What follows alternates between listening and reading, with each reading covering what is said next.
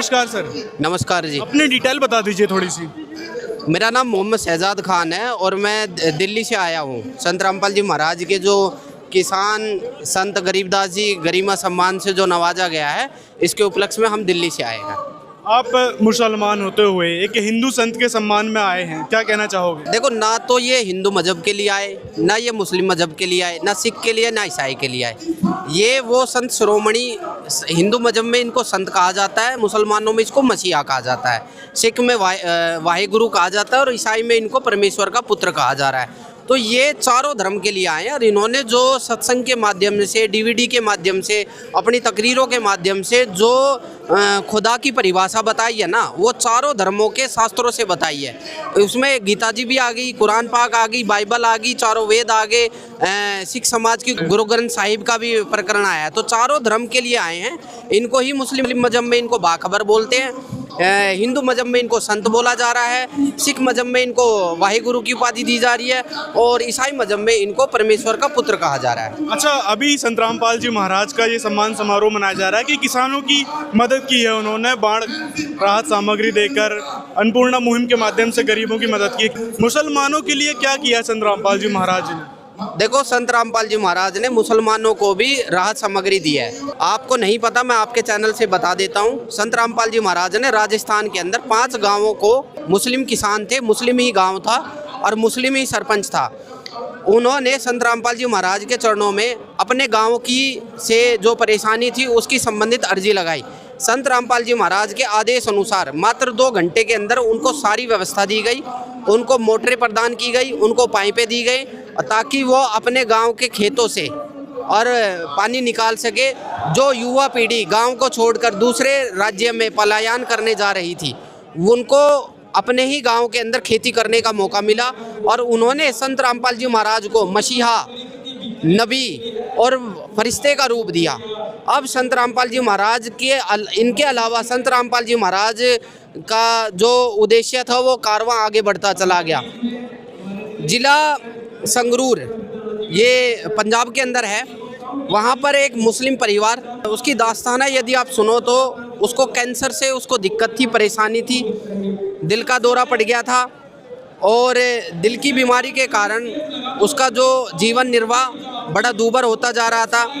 उसके छोटे छोटे बच्चे थे, घर जो था वो पूरी तरीके से खंडर था। जब संत रामपाल जी महाराज की टीम को उसके बारे में पता लगा, उसकी अर्जी जब संत रामपाल जी महाराज के चरणों में लगाई गई, तो संत रामपाल जी महाराज का आदेश या हुक्म उस परवरदिगार का आया और उनके लिए पक्का मकान, उनको आजीवन राशन की सेवा और उनके बच्चों के लिए जो एजुकेशन का जो पूरा खर्चा संत रामपाल जी महाराज ने उठाया। और संत रामपाल जी महाराज ने ये कहा कि इस पूरे परिवार को मैंने गोद ले लिया है, यानी कि आश्रम ने गोद ले लिया है। जो भी आगे चल के जिस भी परिस्थितियों में उनका खर्चा होगा वो संत रामपाल जी महाराज की टीम करेगी, संत रामपाल जी महाराज करेंगे। इसके अलावा वहाँ पर और भी 2-3 मुसलमान भाई हैं जिनके लैट्रिन बाथरूम की परेशानी थी, एक को पैरालाइज की शिकायत थी, उनको भी संत रामपाल जी महाराज ने अपनी अन्नपूर्णा मुहिम के तहत राहत सामग्री दी, राशन की सेवा दी और आजीवन उन परिवार के जो खर्चे का, जो दवाइयों का खर्चे से लेकर जो बच्चों की शिक्षा का खर्चा है, वो संत रामपाल जी महाराज की टीम ने उठाया और आज भी वो संत रामपाल जी महाराज के बताए हुए निर्देश पे चल रहे हैं। संत रामपाल जी महाराज का एक ही उद्देश्य है जी, जीव हमारी जाति है, मानव धर्म हमारा, हिंदू मुस्लिम सिख ईसाई धर्म नहीं कोई न्यारा।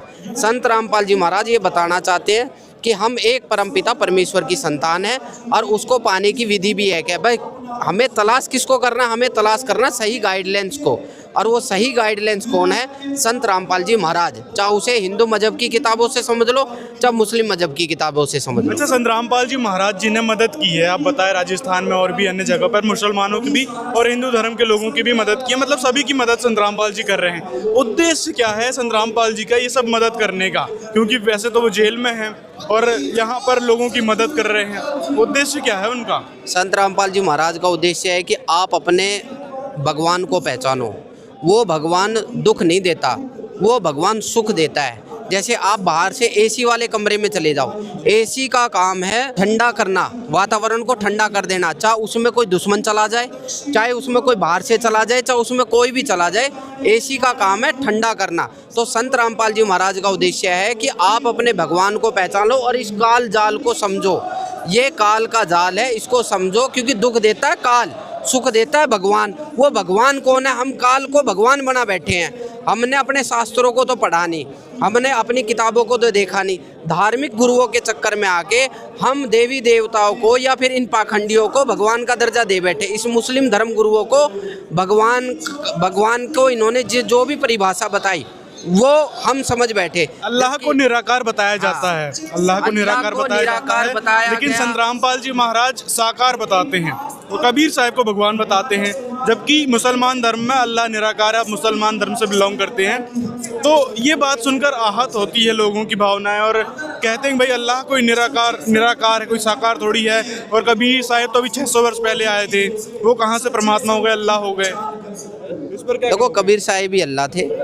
600 साल पहले तो उनका एक रूप आया था। इससे पहले वो सतयुग में सतसुकृत नाम से आए, द्वापर में करुणामय नाम से आए, त्रेता में मुनिंदर ऋषि और कलयुग में कबीर नाम से आए थे। ठीक है जी। तो अल्लाह तो उन्होंने संत रामपाल जी महाराज ने ये बताया है कि संत रामपाल जी महाराज ये कहते हैं कि किताबों में लिखा है कि अल्लाह कबीर है, और उन्होंने कबीर का अर्थ बड़ा कर दिया। जैसे आप पत्रकार महोदय का नाम कुछ भी हो, जैसे मान लीजिए आपका नाम अभिषेक है, तो अभिषेक का भी कोई ना कोई अर्थ निकलता है। अगर अर्थ से किसी को संबोधित किया जाता तो पहले कर लेते, आपको आपके नाम से संबोधित किया जाता है। इसलिए खुदा को खुदा के नाम से संबोधित किया जाता है, जिसका नाम कबीर है। और वो कबीर केवल खुदा कुरान में नहीं लिखा, वो हर जगह ऋग्वेद में, यजुर्वेद में, सामवेद में, अर्थवेद में, इसके अलावा हर शास्त्रों में लिखा हुआ है। कोई एक किताब के अंदर नहीं लिखा हुआ कि कबीर ही खुदा है, कबीर ही भगवान है, कबीर ही परम शक्ति है। उसके बारे में सभी धार्मिक शास्त्रों में लिखा हुआ है। और संत रामपाल जी महाराज ने तो केवल उन धार्मिक शास्त्रों को खोल के दिखाया है। भाई तुम्हारी किताबों में ये लिखा है, तुम कर किसी और की पूजा रहे हो, बता किसी और को भगवान रहे हो, खुदा को निराकार बता रहे हो, भगवान को निराकार, जबकि वेदों में प्रमाण है कबीर साहब भगवान है और कबीर साकार है, निराकार नहीं है। इसलिए बाइबल में लिखा है उसने 6 दिन में, पहले दिन में, दूसरे दिन में, तीसरे दिन में क्या बनाया, छठे दिन उसने पूरी कायनात को बनाया, 7वें दिन तख्त पर जा विराजा। तो वो बैठा हुआ है सिंहासन पर, कहाँ? सतलोक में, सचखंड में, जन्नत में। भगवान को किसने देखा, अल्लाह को किसने देखा, ये बात कही जाती है लोगों के द्वारा।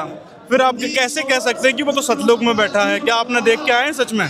जितने भी संत हुए हैं, संत गरीबदास जी महाराज, संत आदरणीय धर्मदास जी महाराज, और इसके अलावा जितने भी मतलब संत हुए हैं, सबको परमात्मा कबीर साहब ने अपना सचखंड दिखाया। ये सब तो हिंदू थे, मुसलमानों में किसको दिखाया है? जो हजरत मूसा अलैहिस्सलाम को अल खिजर के रूप में मिले। ठीक है जी। इससे पहले हजरत ईसा अलैहिस्सलाम को मिले, उसके बाद हजरत हसन अली को मिले, उसके बाद में हजरत मोहम्मद मुस्तफ़ा सल्लल्लाहु अलैहि वसल्लम को मिले। जितने भी नबी आए हैं अब तक 1,24,000 नबियों का जिक्र आ रहा है हदीसों में।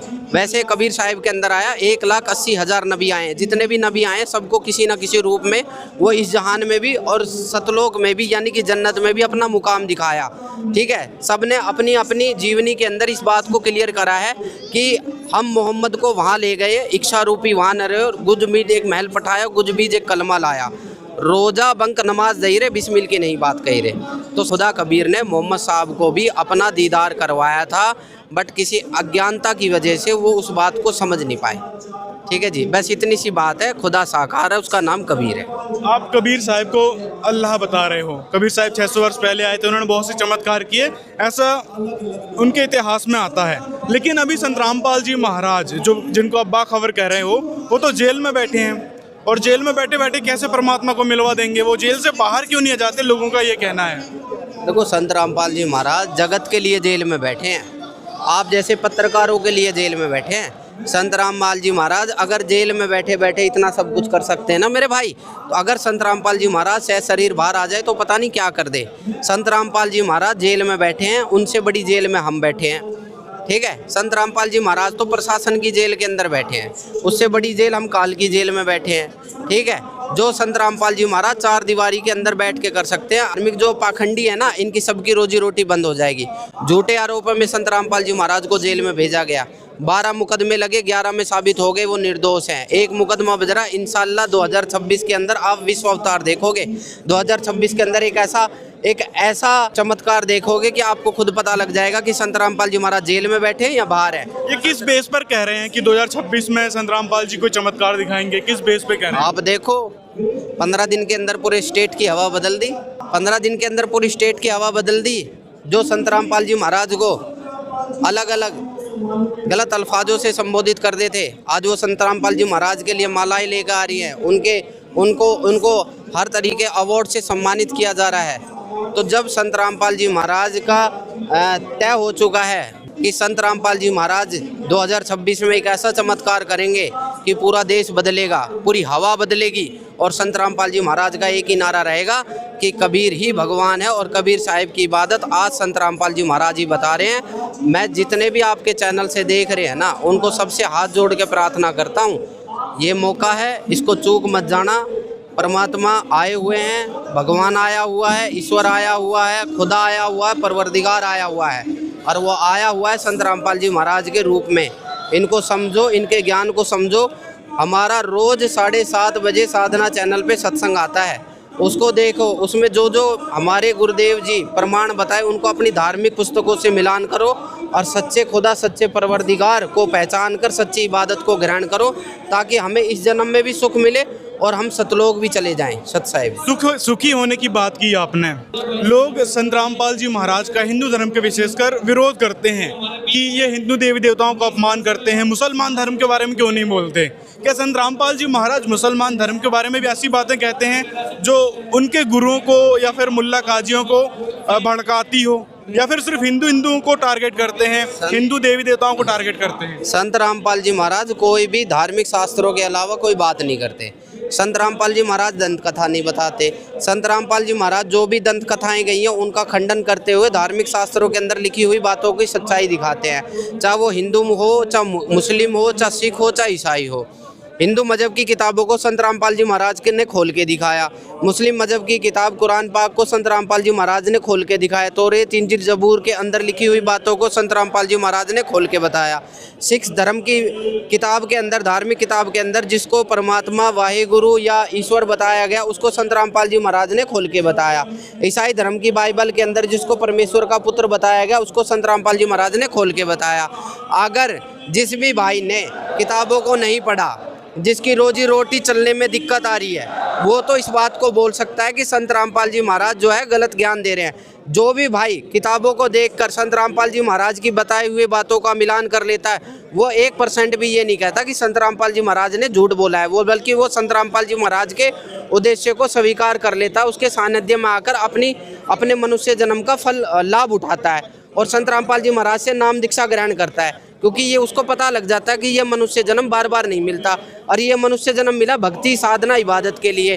पर सच्ची इबादत क्या है, सच्ची साधना क्या है, सच्ची भक्ति क्या है, उसके लिए उसने गुरु की तलाश करनी पड़ेगी। उस गुरु को ही बाखबर बोलते हैं, उस गुरु को ही संत बोलते हैं। वो सच्चा गुरु, सच्चा बाखबर आज संत रामपाल जी महाराज के रूप में है। और जो भी धार्मिक मुस्लिम धर्म गुरु, चाहे वो मौलवी साहब हो, काजी साहब हो, चाहे वो और भी मतलब हिंदू धार्मिक गुरु हो, जिनको ये लगता है कि संत रामपाल जी महाराज गलत बात बताते, उन्होंने कभी अपने शास्त्रों को पढ़ा ही नहीं। उन्होंने तो केवल दंत कथा लकोतियों के माध्यम से बस लतीफ़ीदार बातें करी हैं और दुनिया को गुमराह करा है।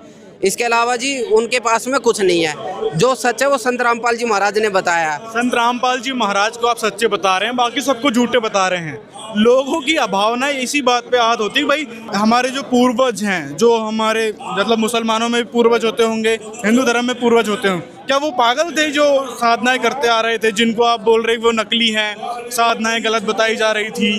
क्या अभी संत रामपाल जी महाराज हुए 1997 के बाद से, तो क्या इनकी साधना सही है? पहले तो हमारे पूर्वज करते आ रहे थे, वो साधना क्या गलत कैसे हो गई?